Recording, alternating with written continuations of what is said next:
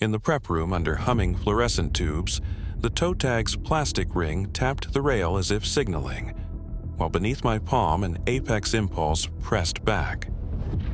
The decedent had been logged at arrival 1940, cooled to 38 degrees, and cleared for arterial injection, yet the chest rose against my suture line.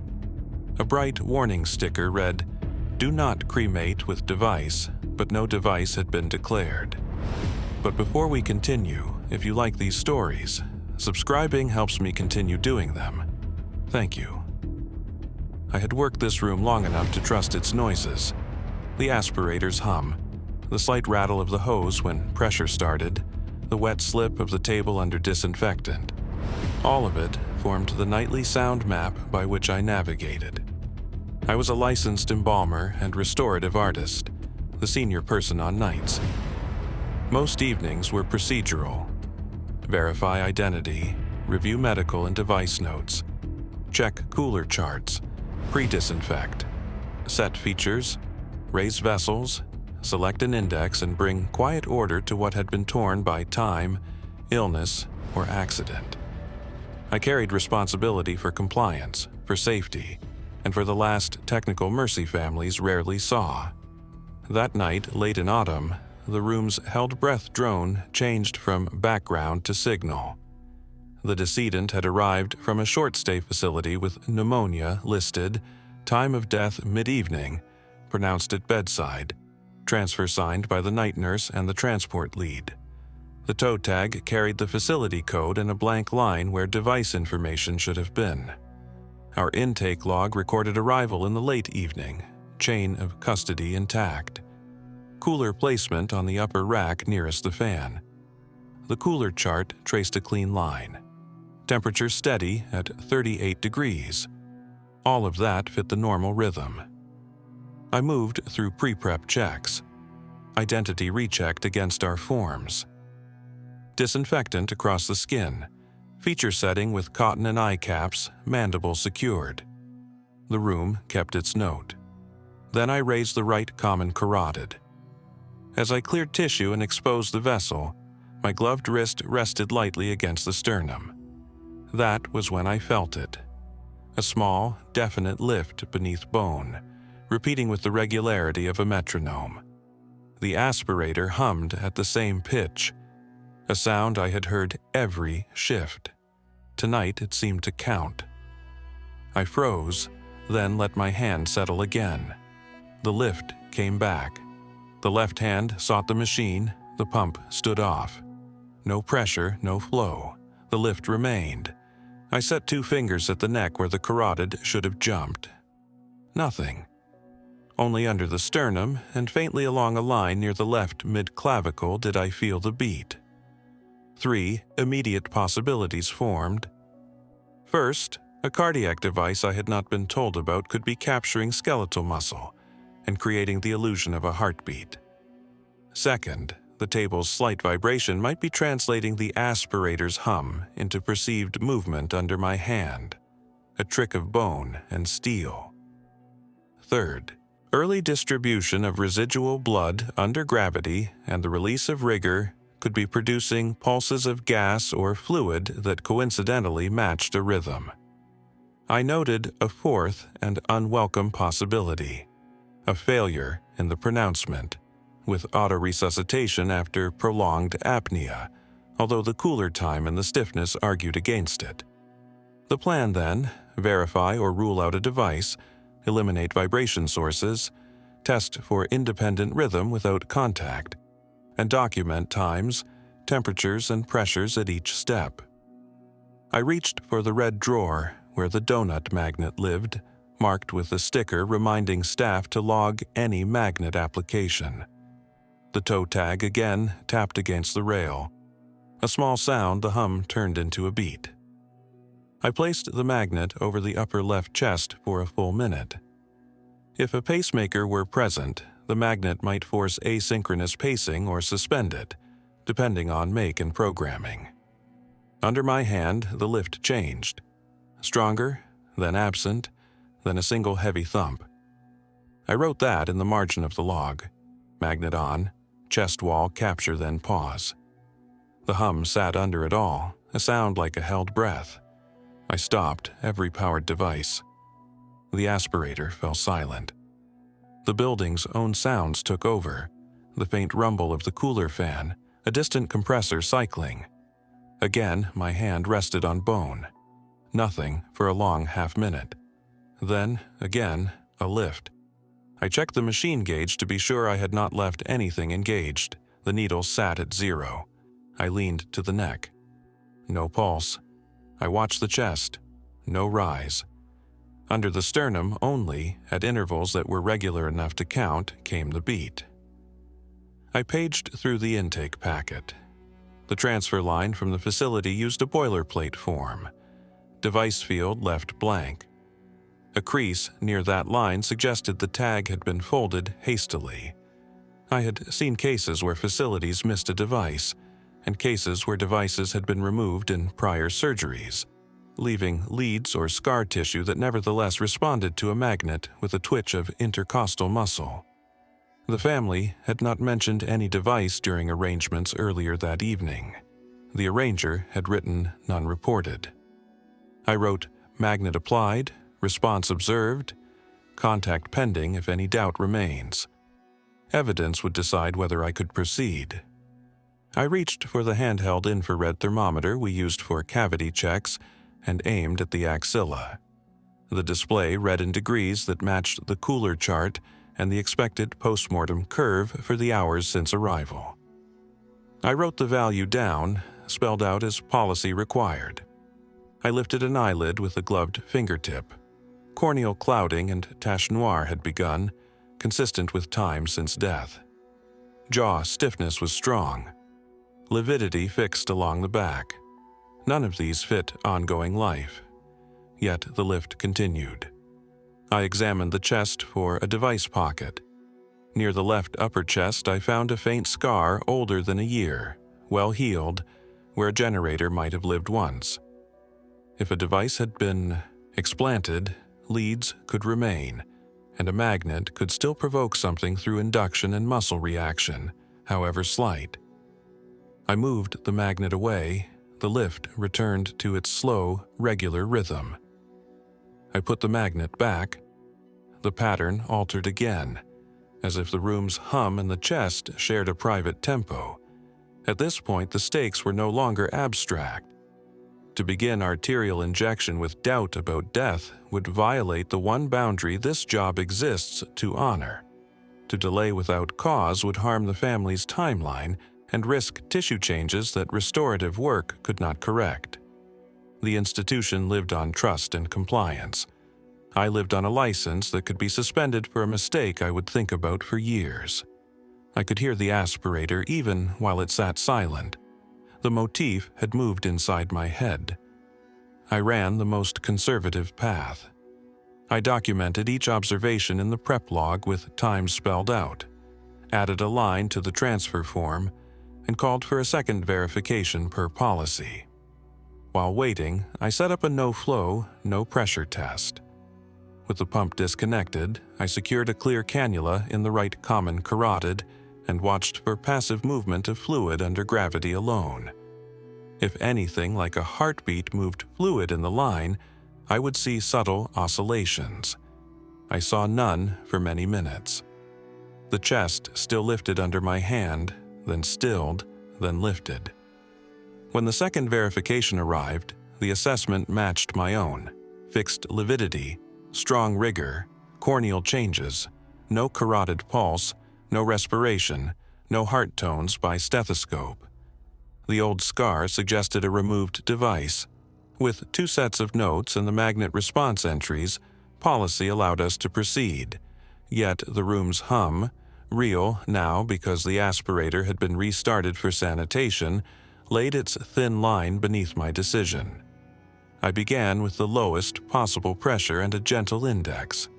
The machine's gauge sat at a few pounds per square inch. Distribution improved the natural color in the face, and drainage ran as expected. In the first minutes, as the fluid reached the chest, the lift under the sternum returned in perfect step with the pump's quiet stroke mode. I stopped stroke mode and set the flow to continuous. The lift faded. I set stroke mode back on. The lift returned. The hum and the body spoke to each other through the plumbing. I logged the pattern and moved methodically. The odd moments did not stop. During cavity aspiration later, a segment of bowel released gas with a sound that, on any other night, I would have ignored. The toe tag ticked the rail again. I was aware of every small noise. The pump's note held steady, as if the room itself had taken a breath and refused to let it go. By the time I finished and closed, the magnet sat in its drawer with a fresh note attached, and the intake packet held my added lines. The hallway camera timestamp would later confirm the sequence of minutes I had recorded. The cooler chart would show no thermal anomaly. The family would arrive the next day for a quiet viewing that went without incident. The hum subsided to its ordinary presence. The unresolved piece was simple and impossible at once. If muscle capture and vibration explained the chest lift entirely, why had the magnet produced a strong thump, followed by a pause that felt purposeful in my hand? If a device had been removed long ago, what exactly had the magnet spoken to? The room kept its note as I cleaned steel and tile, and the question stayed where the palm meets bone. How much of what I felt belonged to the body, and how much belonged to the hum that I brought into the room? The backlog began with a storm that stalled the city. Families could not travel, services shifted, and our cooler filled in layers. The room took on that winter hum again, the aspirator's low tone passing through steel and tile until it felt like a held breath that reached into my throat. On the first night after the roads cleared, I received a case flagged for cremation with a note from the arranging director to confirm device status before any invasive step. The intake packet listed no device, but a yellow sticker from the sending facility asked for caution. I had learned not to trust or distrust a sticker. Paper traveled through many hands on the way to my cart. His transfer arrived late. I checked identity, recorded cooler placement, and verified temperature on the chart that traced a steady line. A new tool accompanied this case. A thin toe tag sensor from a pilot audit the coroner's office had been running. A tiny logger that recorded temperature changes minute by minute. The aide who had set him in the cooler had pressed its button, and its internal clock would later print a record. I logged its presence and its blinking light next to the time I spelled out in my notes. The room's hum stayed beneath everything like a line I could not step over. Routine moved things forward. Disinfectant wash. Features set. Right carotid prepared. Before I opened the vessel, the building lights hiccuped and came back. A blink I marked by habit in the log, because power blinks do odd things in a prep room. The pump beeped its tiny reset tone, and when I glanced at its screen I saw it had defaulted to a pulsed injection mode. I changed it back to continuous, then returned to the carotid. As the forceps lifted the vessel clear, I felt the table's vibration change. The hum seemed to acquire steps, as if it were counting. The toe tag tapped the rail with exactly spaced clicks. The first test was simple. I finished raising the vessel but did not connect the line. I left the pump disconnected, every valve closed. Gloved fingers rested lightly on the sternum to feel for the lift that had unsettled me in autumn. Nothing. I placed a small metal washer, one of those little pieces we use for weight and positioning, on the center of the chest to make any movement visible. I stepped back, started the pump in continuous at minimal pressure with the line still capped, and watched the washer. It vibrated in place but did not walk. I switched to pulsed mode. On the first pulse, the washer slid a few millimeters toward the left shoulder. I stopped. The room's hum did not, because hums do not belong to switches. They belonged to ducts and compressors and the held breath inside my own head. I went looking for errors I could fix. The table's rubber feet looked worn. I set the table wheels in chocks. I moved the body to the second table, the heavier one we used for autopsy assist, and leveled it with a bubble. I shut down the aspirator entirely and unplugged it, even though the pump, not the aspirator, had produced the washer's step. I returned the pump to continuous, capped off. The aspirator's note vanished. The room felt bigger in the quiet. With only the building's distant systems working, I waited, watching stainless steel and skin. The washer did not move. The toe tag hung still, no taps. I brought the magnet out and searched the left chest for a scar. There was a faint line high and lateral, older than a year. If a device had been explanted, leads might remain. I set the magnet above the scar to test for muscle capture. The reaction was slight. A flutter in the intercostal spaces I could see under light, then nothing. I pressed the magnet a little lower. No great movement, no chest wall thump. I wrote those down, magnet at sight, minimal capture, no synchronized motion. The hum, now imaginary because all the machines sat quiet, continued anyway in my own ears. What unsettled me came not from touch but from a graph. The toe tag sensor's software allows a quick check on a staff tablet. We rarely look until after a case, but I pulled the file to watch. The plot showed a steady descent consistent with his cooler time. Then, around the moment the lights had blinked, the line read a subtle upward curve. Small, less than a degree when translated, but real on the graph's slope. I marked the time on my prep log to the minute and spelled it out. Then I tried to break the graph. I replicated the pulse interference that had moved the washer. With the pump still disconnected from the body, I set pulsed mode and placed the washer on the empty table. No weight beneath it, but the table itself. The washer crept fractionally, as if counting. I turned the pump off and clamped things down. The washer stopped. Then I placed a second washer on the sternum, started nothing, and waited. The building settled. My own breathing threatened to become a metronome, so I stood still until my back hurt. The washer stayed put. The institutional pressure came in whispers without words. An email earlier that week had reminded staff to avoid speculative language in logs, to keep notes factual and free of interpretation. During arrangements, the family had asked for a morning service. Delays here would buckle their schedule, and the schedule for the cases behind him, and so on. A colleague from compliance had asked to be informed if anything unusual appeared during prep. A reasonable request that lives alongside a quieter fear that unusual can be read as mistake. I believed in documentation and also in finishing quietly. The hum that was not there returned to my head as a boundary line. I built a small series of falsifications. I wedged foam under the table legs to dampen building vibration. I placed the washer again on the sternum. I started continuous flow with the line connected and pressure low. The skin flushed as expected. The washer trembled in place. I switched to pulsed mode. The washer took a tiny step on, the second pulse. I lifted my hands and did not touch the table. The washer took another step. I stopped all flow. I set the pump on the floor to see if its motor, not the pressure change, carried vibration into the steel. With the pump cycling and the line capped, the washer moved the same way.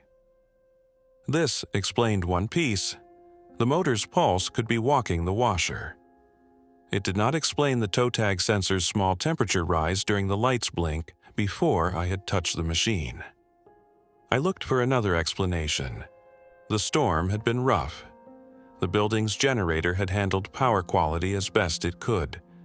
Some facilities test generators on a fixed day and time with a brief transfer. Those tests create a shift in building tone that I could feel under my shoes.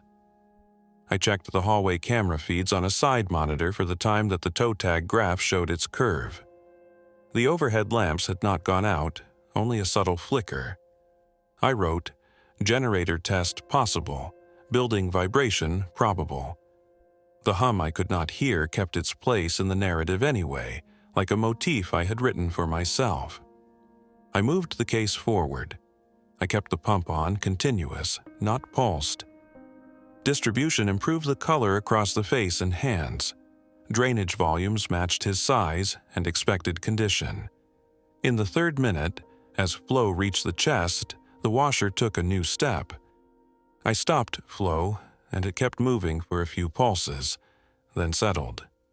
The toe tag graph on the tablet, checked again after a sync, showed a second small uptick. Still within what might be explained by room temperature shifts or by the proximity of my hands. Yet there it sat, a curve in the wrong direction. I set a second sensor, a simple contact thermometer, in the axilla to cross-check. It rose by a fraction over many minutes, not suddenly. The toe tag rise had been sudden. I called in a second set of eyes without asking for interpretation. The apprentice on duty that week had been careful with notes and generous with reality checks. I asked for a parallel log, record times, observations, and what moved, without guessing why. We ran a control, pump on the floor, line capped, washer on the empty table, another washer on the sternum. The apprentice watched the table washer move on pulsed mode and wrote the movement down. The washer on the chest did not move until the pump rate increased, then took matching steps. We both noted that. Our parallel notes agreed where they should. Expectation could easily have written itself into the margins. I wanted the ledger to show when it did not. The event that broke my balance happened when a family arrived unexpectedly to see the chapel before morning. They did not enter the prep room. A colleague guided them elsewhere. We paused work and wheeled the table to the far corner, where I often staged cases during interruptions. I shut everything down, because any power hum on the chapel side travels poorly through the old hallway. In the silence, with the washer still on the chest, I heard nothing and felt my heart rushing to fill the silence with its own beat. I looked toward the far wall where the tiny toe tag sensor winked its muted light. The washer stepped to the left once, then again, with everything in the room still. The hallway camera would later show no one walking. The pump sat unplugged. The aspirator was cold. The generator, if it had transferred, had done so earlier in the night. The washer moved anyway. I needed to make that into a note, not a story. I wrote, washer displacement observed with all powered devices off, table on foam isolation, room unoccupied, hallway camera shows no foot traffic. I placed my palm on the sternum to see if a lift partnered with the washer. I felt a flutter, like the faint muscle ripples that come when rigor lets go in small groups. That fit one rational path. Delayed myoclonus associated with post-mortem biochemical shifts, coincidentally timed. That word, coincidentally, does too much work when an apprentice can watch a washer step to a beat. I added a line in the ledger. Concurrent with prior cases noted in autumn, chest movement presents during building tone transitions, and in this case presents once without obvious cause. The motif returned in a form I struggled to language. The hum was not present. I could still hear it. I thought of it as the room's held breath pressed into my ears by habit, a note my body produced after long nights. Yet here was a washer that did not share my ears. My attempt to falsify had succeeded in some parts and failed in others. I had shown that pulsed motors walk small metal objects, and that expectation shapes the hands that feel. I had not explained a toe tag graph that curved upward at a time when no equipment touched the body, or a washer that took steps in a quiet room. The apprentice's notes mirrored mine too closely for comfort. We were either both careful or both biased. Toward midnight, a compliance email landed that the cremation device audit would expand next month, with a stronger requirement to log magnet use and an invitation to send deactivated devices to the manufacturer for interrogation printouts. If we pulled anything from cases like these, we might obtain pacing histories that could match or fail to match the minutes I had been marking. It offered a clean test, the kind I crave when the room writes music in my head. I made a plan to request participation and set aside the strongest cases for correlation. I closed the case as the chart instructed. The face set well. The hands looked peaceful. I removed the washer and placed it back in the tray. The toe tag sensor would continue to collect until the crematory released it.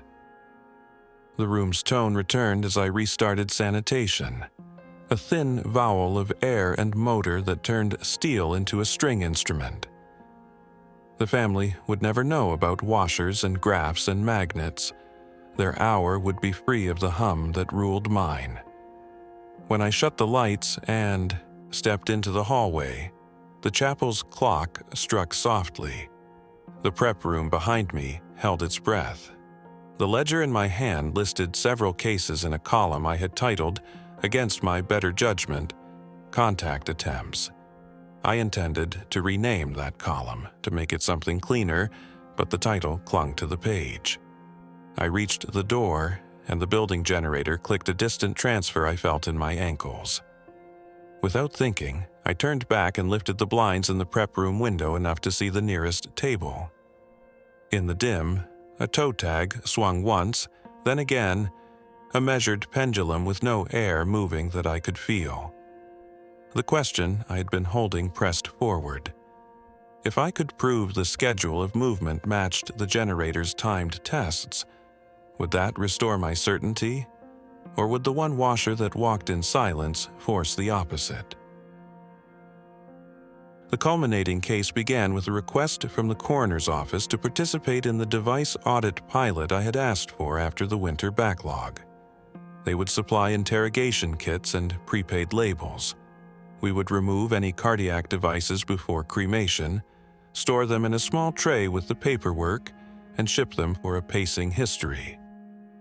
The room's hum made a quiet return the night the first qualifying case arrived. I decided to build the cleanest test I could, with controls that even my own expectation could not easily bend. The decedent was an older man from a rehabilitation ward, pronounced in late afternoon, transferred to us at dusk. The arrangements included cremation after a short morning farewell. The intake packet listed a pacemaker with a model name, lead status unknown. A large sticker asked that no heat be applied until the device had been removed. I checked identity, logged the cooler placement, and confirmed a steady temperature on the chart through the evening. The toe tag sensor blinked its tiny light, ready to collect a curve I could later read. I wrote the setup down. Device known, interrogation kit on hand, magnet checked, pump settings verified, pulsed mode disabled by default.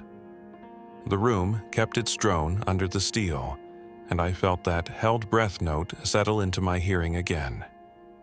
I began in the small hours before dawn, when the building's other systems slept. The plan had 4 stages. First, run a second verification of death with all machines silent. Second, apply and remove the magnet to observe chest wall capture, if any, and record times to the minute spelled out. Third, remove the device per protocol, place it in the tray away from the table, and continue observation with the magnet far from the body. Fourth, correlate the toe tag temperature curve and my ledger with the manufacturer's pacing log once it returned. I told no one my plan beyond the facts I had to log, because I wanted the ledger to be free of anyone else's language, including mine. The second verification confirmed what the paperwork had recorded: fixed lividity, strong rigor, corneal changes, no carotid pulse, no heart tones by stethoscope, no respiration. I noted the old surgical scar in the left upper chest, and the faint outline beneath that suggested a device pocket. The aspirator sat cold and unplugged. The pump power cord lay coiled on the floor. I steadied the table on foam to dampen building vibration. I set a small metal washer on the sternum as before, then forced myself to stand away from the table so my own breathing would not become the room's metronome. The hum in my head refused to leave. At a little after 3, I placed the magnet over the pocket for a long minute. A soft flutter showed along the intercostal spaces, then a firmer capture. The washer shivered but did not step. I moved the magnet away. The chest lay still. I logged the times as words. I repeated the test. Magnet applied, magnet removed, noting each. Response. Then I prepped for explant. A small incision at the pocket, careful dissection, leads identified and capped according to the kit's instructions, generator freed and lifted into the tray. The device looked harmless in the stainless cup, a dull block with a label that would later be the key to its story. With the device away from the body and the magnet placed on the far counter, I returned to the table. The washer sat motionless. I placed my palm lightly on the sternum. No lift. The room's hum, which had lived in my bones all winter, quieted to a memory. I waited long minutes, then began arterial work with continuous flow at the lowest pressure.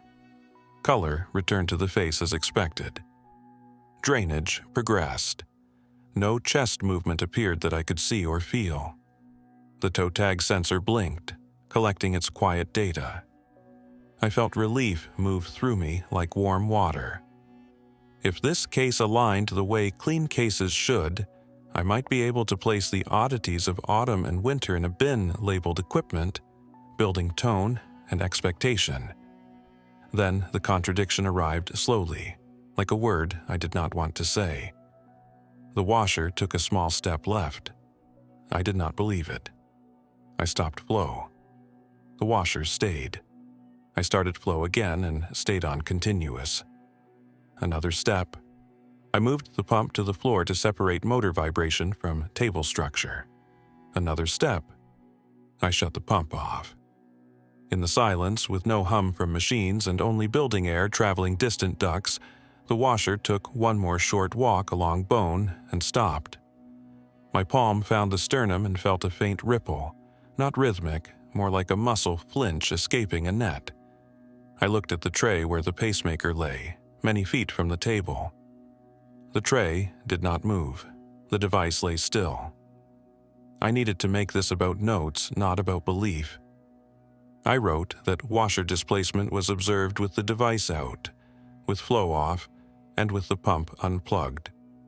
I wrote that no airway motion was visible, that the jaw remained firmly set, that the axillary temperature held within its expected curve on a second contact thermometer.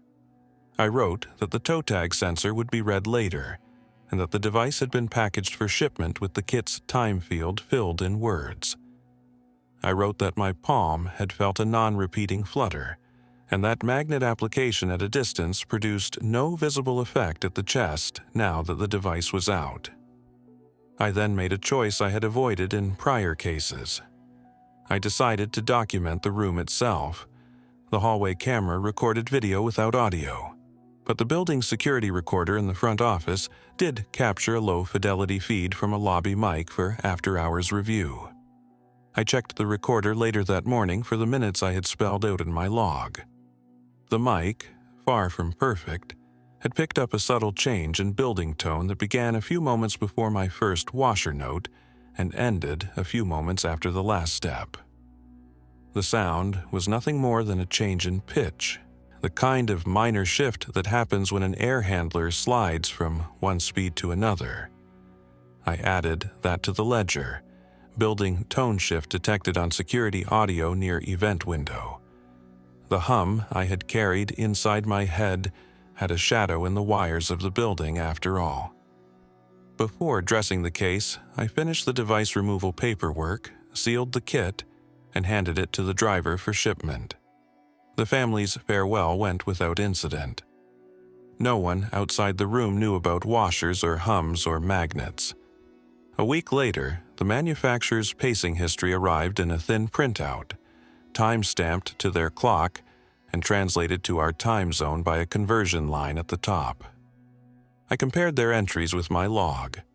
The pacing record showed magnet detection at the pocket tests I had performed before the explant, then a cessation when the device was removed from the body, then, this was the part that stiffened my shoulders, an episode of asynchronous pacing that began and ended within the same window I had marked for the washer's last 2 steps after the device lay alone in the tray. The pacing rate during that episode matched the interval I had measured by counting the aspirator's metronome in the autumn, though no aspirator had been running here. The paper was thin, the lines were plain. The hum returned, now as ink. I built the rational path first. The device, once out, could still pace into air without consequence. Its internal testing might have triggered an interval that coincided with a slight building vibration that walked a washer. My notes, written by a human who wanted patterns, might have aligned minutes that were merely near each other. The security audio, recorded by an uncalibrated mic, might have exaggerated a tone shift unrelated to the room where I worked. The toe tag curve, when I downloaded it, showed a small rise during the same minutes, but handling the body, even with gloved hands that barely touched, could have contributed. Add all of that together, and coincidence could stack noisily into conviction. The other path was harder to language cleanly and harder to dismiss. If a device's asynchronous pacing recorded a burst while it sat alone and cold, away from tissue, and a washer moved across a chest at the same time with no powered equipment running, and the building audio logged a shift that matched the window, then the safe bins I kept, equipment, building tone, expectation, did not fully hold what I had been seeing. I did not need the word supernatural to reach that edge. I only needed to admit that a chain of measurements had outlasted my comfort. The immediate aftermath lived in procedures. I updated our prep room manual to ban pulsed mode, except when required for distribution problems, and even then only with an assistant observing and logging movement unrelated to the vascular tree. I standardized the foam isolators under tables for all arterial work. I wrote a short protocol for magnet tests with verbatim language for notes that avoided speculative terms. I expanded the toe tag sensor pilot to all cases where families consented, and I created a simple overlay in our ledger to line up sensor curves with pump activity and with any recorded building tone shifts. The washers went into a small bag marked training aids. I kept one near the tray anyway. Relationships shifted. Compliance approved the changes but reminded me to keep my language plain. A colleague asked indirectly whether I was chasing shadows. I answered indirectly. The only shadows I was chasing were the ones that left marks. The apprentice, who had watched a washer step in a quiet room in winter, documented their own subsequent cases without coloring. Their notes were careful and brief. The room rewarded that posture by refusing to repeat the exact sequence, as rooms tend to do when watched. What remained unknown kept its weight. If the movement belonged to post-mortem muscle activity, why did it cluster in time near building tone shifts and near device logs? If the movement belonged to building vibration, why did it occur in a room isolated by foam, with machines cold once the device lay apart? If my own expectation had driven my hands to feel what I wanted, why did the toe tag curves and the manufacturer's sheet place small bends on paper near the minutes I had written? I went back to Act 1 in my head, to the first case where a magnet produced a firm thump and pause that seemed to carry intent into my palm. I reframed that memory as a measurement.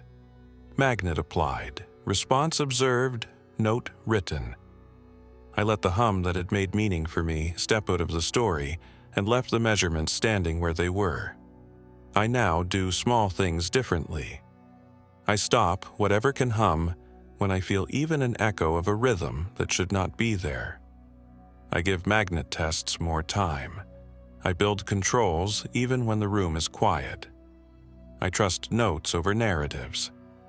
When I lock the prep room door at the end of a shift, I listen once, on purpose, to the building's tone and name its pitch to myself, so I will know later if it has changed.